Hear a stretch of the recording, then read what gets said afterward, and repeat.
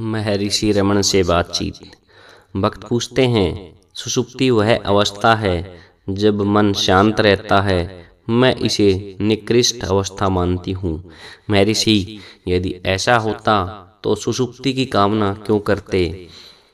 यह तो देह है जो थक कर सो जाती है। महर्षि, क्या देह सोती है? भक्त, हाँ, इस अवस्था में देह की थकान अथवा कमजोर ठीक हो जाती है। महर्षि, ऐसा ही होगा, किंतु क्या देह स्वयं सोती है अथवा जागती है? अभी कुछ देर पहले तुमने ही कहा था कि सुषुप्ति में मन शांत रहता है। तीनों अवस्थाएं मन की हैं।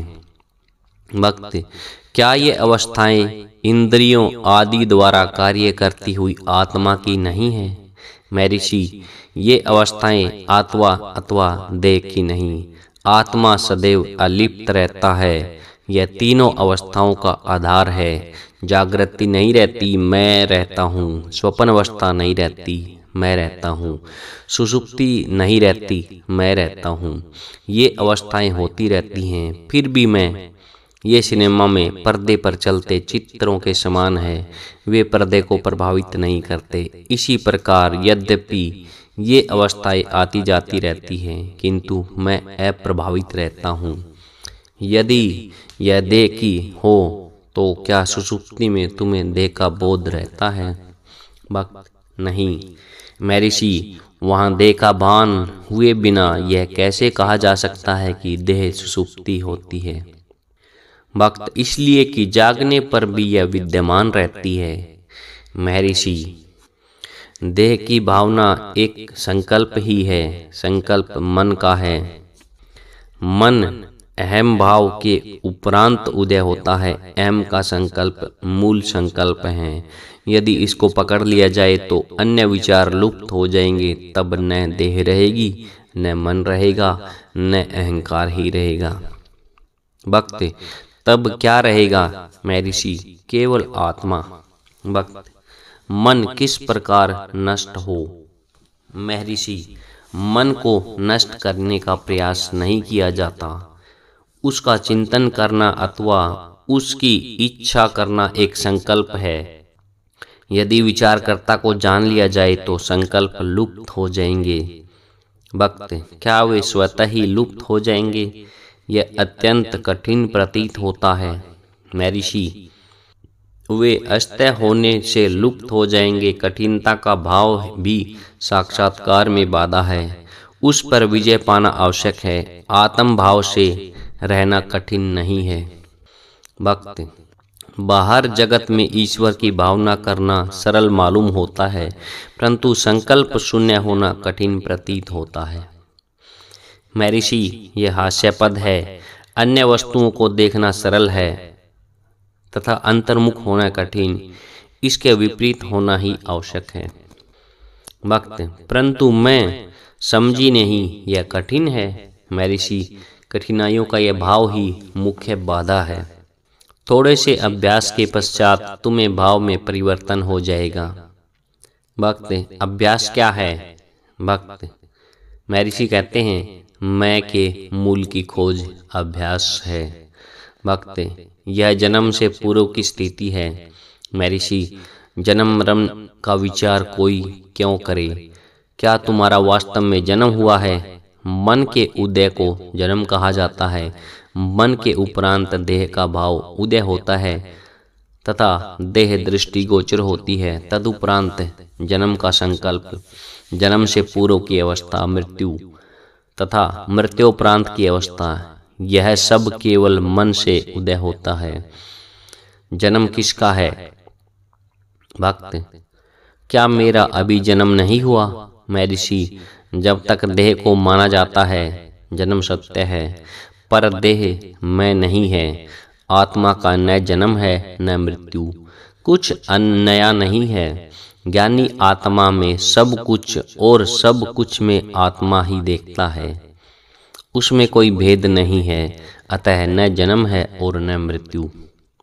भक्त, यदि सुषुप्ति इतना श्रेष्ठ अवस्था है तो सदैव इसी अवस्था में रहने की किसी को इच्छा क्यों नहीं होती? महर्षि, मनुष्य सदैव केवल सुषुप्ति में ही रहता है।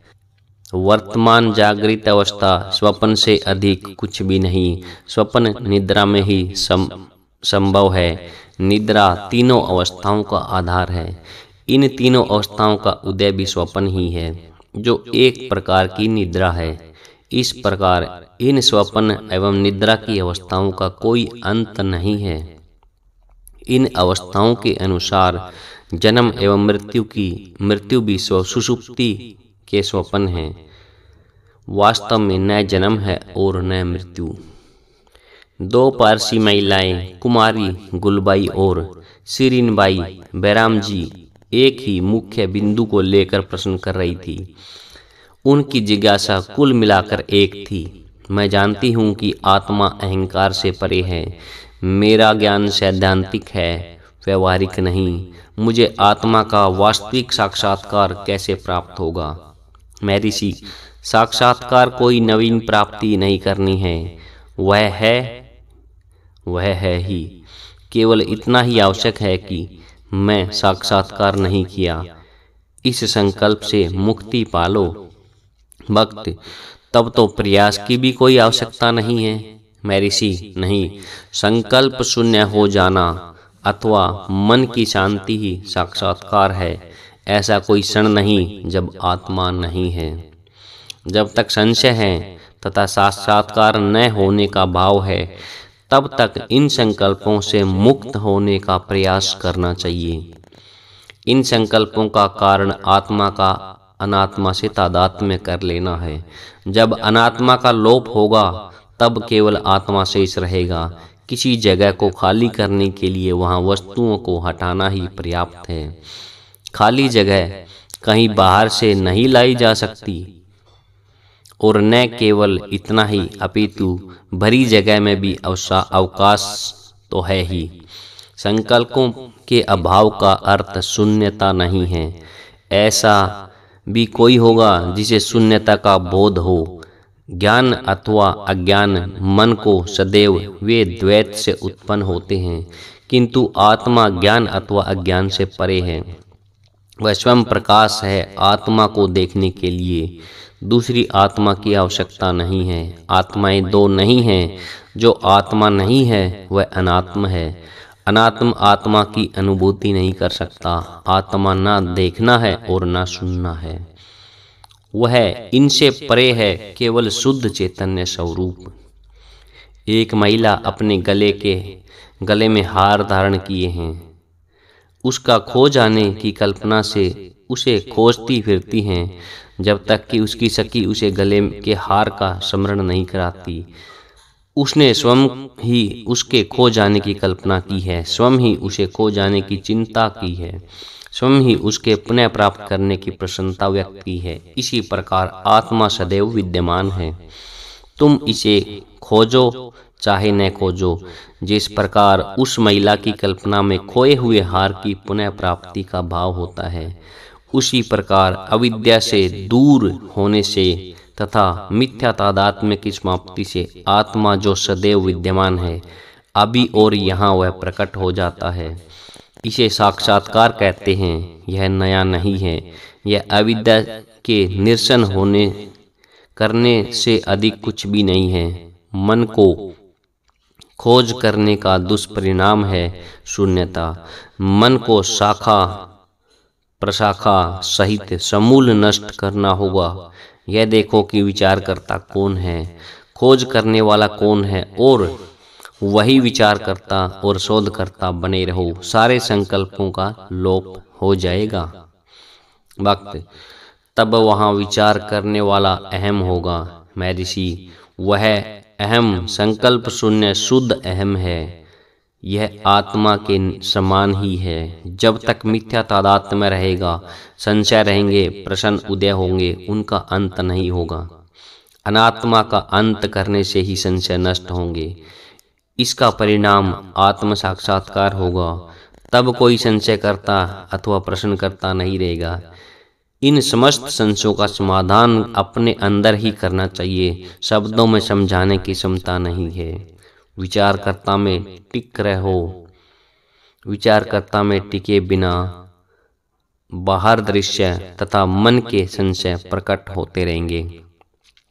भाषा अपने विचारों दूसरों पर व्यक्त करने का माध्यम मात्र है। संकल्पों के उदय होने के पश्चात ही इसकी आवश्यकता होती है। अन्य संकल्प अहम भाव के उदय होने के बाद उदय होते हैं। अहम भाव ही सारे वार्तालाप का मूल है। जब कोई विचार शून्य रहता है तब एक दूसरे के भाव को मौन की व्यापक भाषा से ग्रहण करने में समर्थ होता है। मौन नित्यवाणी है, यह भाषा का अजन प्रवाह है। वार्ता से इसका प्रवाह भंग होता है। बोलना उस प्रवाह में बाधा डालना है। तार में विद्युत प्रभावित होती है, उसके प्रवाह में रोक होने पर यह लैंप बनकर दीप्त हो जाता है अथवा पंखा बनकर घूमती है। तार में यह विद्युत शक्ति होकर रहती है। इसी प्रकार मौन भाषा का नित्य प्रवाह है, जिसमें शब्द बाधा उत्पन्न करते हैं, जो बहुत वर्षों से वार्तालाप से संभव नहीं है। वह मौन से अथवा मौन की उपस्थिति में क्षण मात्र में सुलभ हो जाता है। उदाहरण के लिए दक्षिणमूर्ति तथा उनके 4 शिष्य, यह उच्चतम तथा अत्यंत प्रभावशाली भाषा है। एक संशय उठा कि शुद्ध मैं की जागृति निर्विकल्पता ही है अथवा इससे पूर्व की अवस्था। श्री भगवान ने कहा, हृदय का सूक्ष्म छिद्र सदैव बना रहता है, किंतु विचार से यह खुल जाता है, जिससे कि केवल मैं की चेतनता प्रकाशित हो उठती है। यह समाधि के समान ही है।